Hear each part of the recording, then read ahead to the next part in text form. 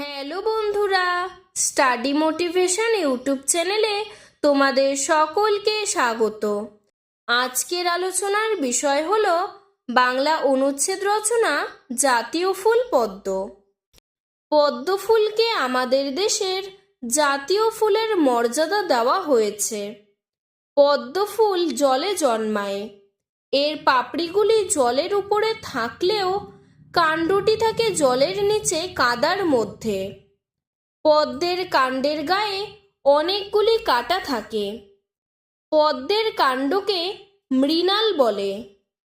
পদ্মের পাতাগুলি আকারে বেশ বড় এবং গোলাকার হয়। পদ্ম শরৎকালে ফোটে। হিন্দুদের প্রধান উৎসব দুর্গাপূজায় 108টি পদ্ম ফুল লাগে। পদ্ম ফুল বড় বড় দিঘি বা বড় বড় পুকুরে ফোটে। পদ্ম ফুল থেকে যে মধু পাওয়া যায় তা চোখের পক্ষে খুব উপকারী। পদ্মের পাতা দিয়ে থালা তৈরি হয়। পদ্মকে শতদল, পঙ্কজ, কমল, রাজীব, কোকনদ, উৎপল ইত্যাদি নানা নামে ডাকা হয়।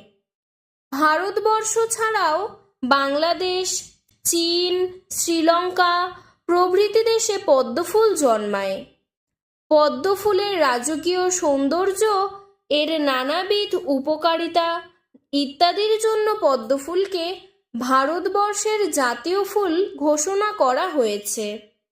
আমাদের দেশের জ্ঞানী মানুষদের সম্মান জানাতে পদ্মশ্রী, পদ্মভূষণ ইত্যাদি পুরস্কারের সাথেও পদ্মফুলের নাম ব্যবহার করা হয়েছে।